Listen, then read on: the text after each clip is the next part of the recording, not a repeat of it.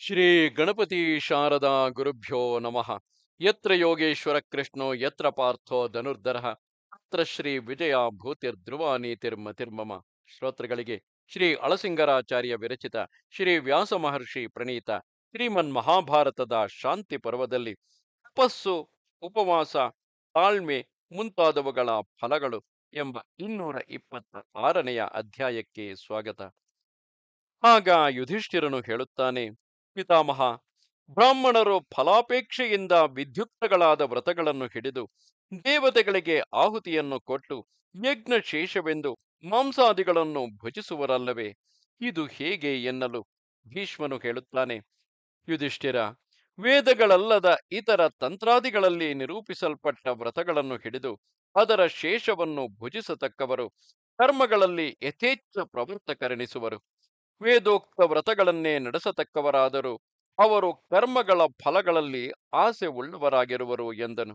ಆಗ ಯುಧಿಷ್ಠಿರನು, ತಾತ, ಕೆಲವರು ಊಟ ಮಾಡದೆ ಉಪವಾಸವಿರುವುದನ್ನು ಒಂದು ತಪಸ್ಸೆಂದು ಹೇಳುವರು. ಅದನ್ನು ತಪಸ್ಸೆನ್ನಬಹುದೇ? ಅಥವಾ ತಪಸ್ಸೆಂಬುದು ಯಾವುದು ಎನ್ನಲು ಭೀಷ್ಮನು ಹೇಳುತ್ತಾನೆ, ವತ್ಸ, ಸಾಮಾನ್ಯ ಜನರೇನೋ ಒಂದು ತಿಂಗಳೋ ಅಥವಾ ಒಂದು ಪಕ್ಷವೋ ಊಟ ಮಾಡದೆ ಇದ್ದರೆ ಅದನ್ನು ತಪಸ್ಸೆಂದು ತಿಳಿಯುವರು. ಆತ್ಮಜ್ಞಾನವಿಲ್ಲದ ಇಂತಹ ಉಪವಾಸಗಳನ್ನೆಲ್ಲ ಸಾಧುಗಳು ತಪಸ್ಸೆಂದು ಅಭಿಪ್ರಾಯ ಪಡುವುದಿಲ್ಲ. ಸನ್ಯಾಸವೆಂಬ ತ್ಯಾಗವು ಪ್ರಾಣಿಗಳಿಗೆ ಉಪಕಾರ ಮಾಡುವುದು ಉತ್ತಮವಾದ ತಪಸ್ಸೆಂದು ದೊಡ್ಡವರು ಉಪದೇಶಿಸುವರು.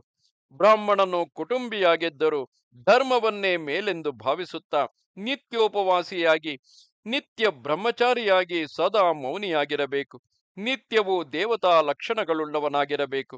ಅವನು ಯಾವಾಗಲೂ ನಿದ್ರೆಯಿಲ್ಲದೆ ಯಾವಾಗಲೂ ಮಾಂಸವನ್ನು ಭುಜಿಸದೆ ಸದಾ ಶುದ್ಧನಾಗಿರುವನು.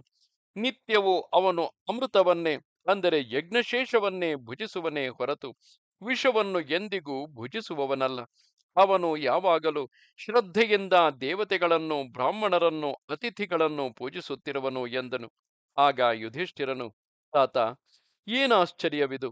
ಯಾವಾಗಲೂ ಉಪವಾಸವಿರುವುದೆಂದರೆ ಹೇಗೆ? ಯಾವಾಗಲೂ ಬ್ರಹ್ಮಚಾರಿಯಾಗಿರುವುದು ಹೇಗೆ?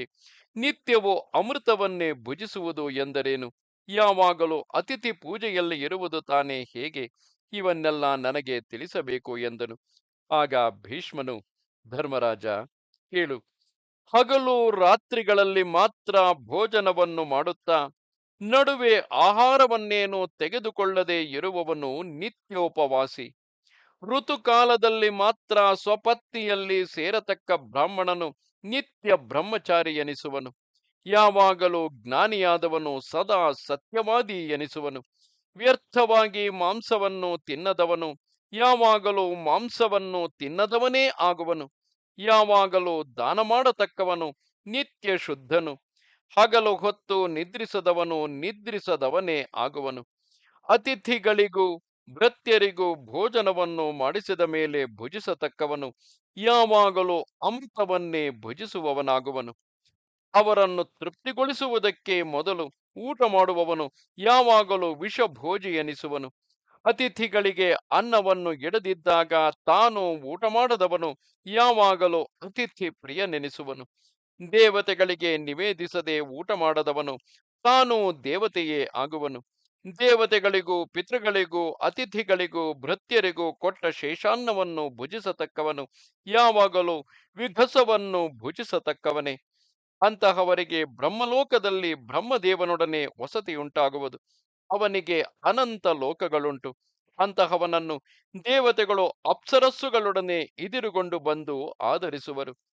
ದೇವತೆಗಳನ್ನು ಪಿತೃಗಳನ್ನು ತೃಪ್ತಿಗೊಳಿಸಿ ಭುಜಿಸತಕ್ಕವನು ಪುತ್ರ ಮಿತ್ರರೊಡನೆ ಸಂತೋಷಿಸುವನು. ಅಂತಹವನಿಗೆ ಸರ್ವೋತ್ತಮವಾದ ಗತಿಯುಂಟು.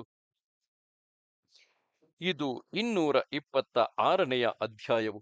ನಮಸ್ತೆ ಶಾರದೆ ದೇವಿ, ಕಾಶ್ಮೀರ ಪುರವಾಸಿನಿ, ತ್ವಾಮಹಂ ಪ್ರಾರ್ಥಿಗೆ ನಿತ್ಯಂ, ವಿದ್ಯಾದಾನಂಚ ದೇಹಿಮೆ. ನಮಸ್ಕಾರ.